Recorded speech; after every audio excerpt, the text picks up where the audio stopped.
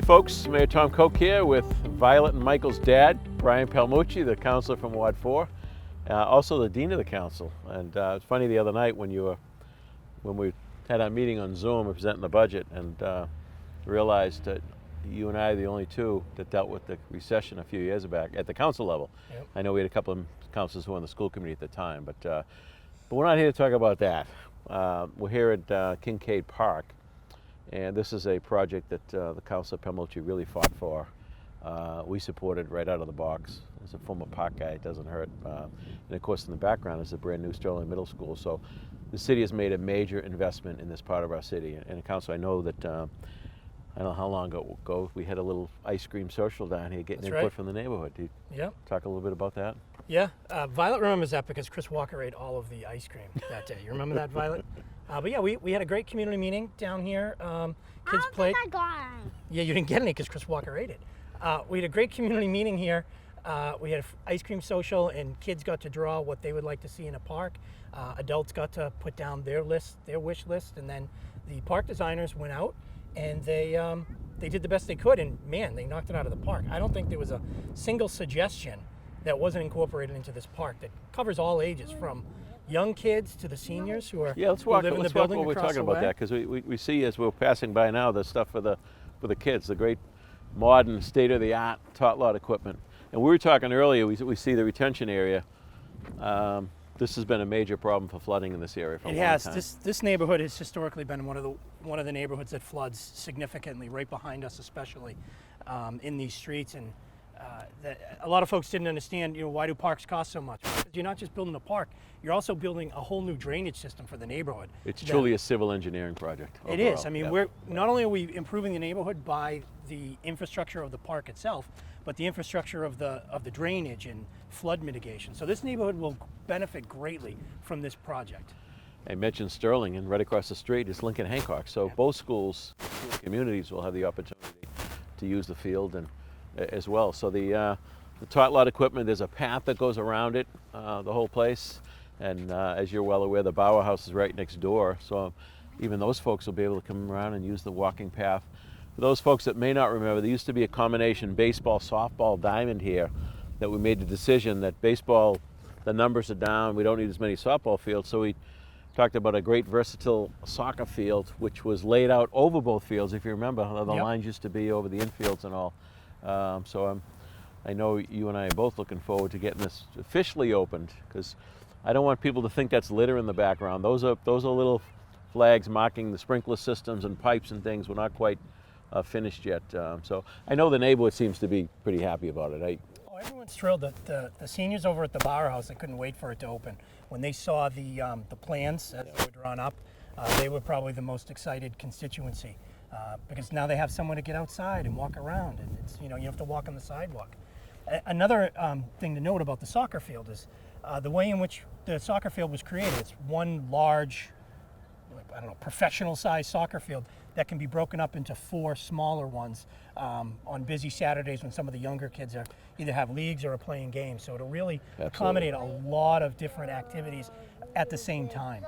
As well as using the synthetic turf, so there's no wear and tear. Well, the first one was at the stadium, then we did one at Creedon Field, and this will be the third synthetic turf field in the city. When it first came out, people were a little apprehensive, but I tell you, you get your money's worth out of them. You get the use. You just can't wear them out, so it's good stuff. And of course, the place is fully lit, so we'll be able to have night soccer games in here.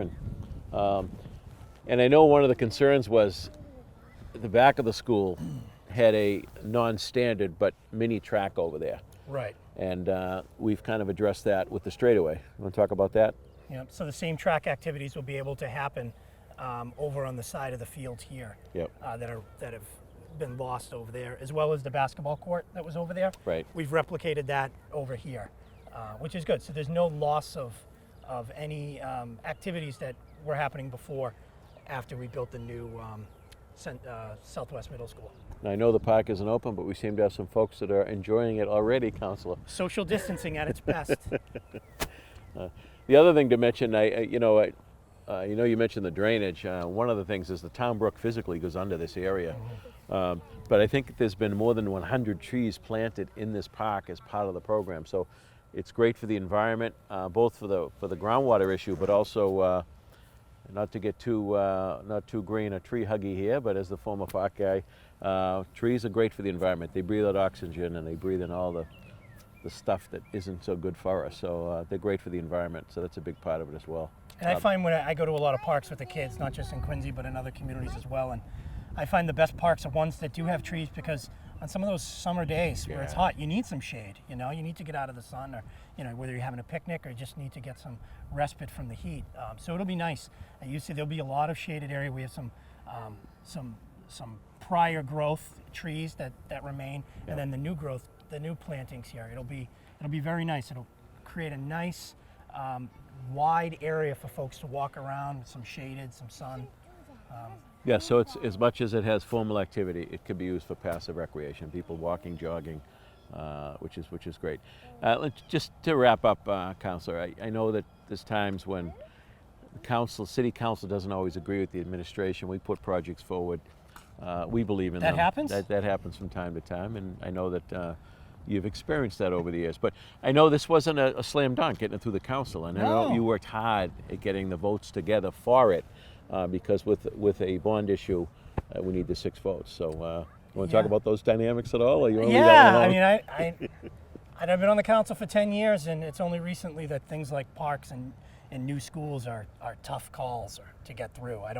To me, when you can invest in a community like this, especially a community that really needs it, where'd my kids go? Okay, really needs an investment, and I mean, this will boost not just linking the 2 schools, but it really links the whole neighborhood together.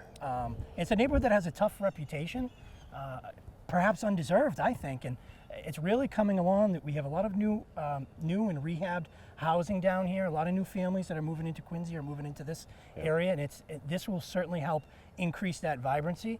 And perhaps some of my colleagues on the council, the ones who voted against us, don't have the same experience that you and I have down here, and the same experience in seeing parks really revitalize an area. But yeah, it was a little bit harder than I thought it should be, but we got it done, and and here's the here's the result. I'm very proud of it, and I thank you. You should be. I know, and we appreciate your support, and I appreciate your leadership on it too.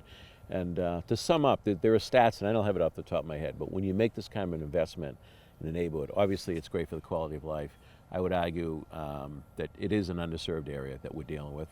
I think some of the reputation was probably undeserved, no question about it. But at the end of the day, the investment that returns in the housing stock, the investment back into the house, it comes back to the city over time in taxes.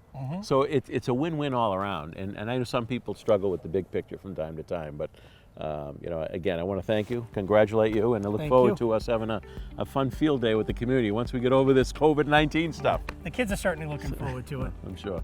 Thanks, Councilor.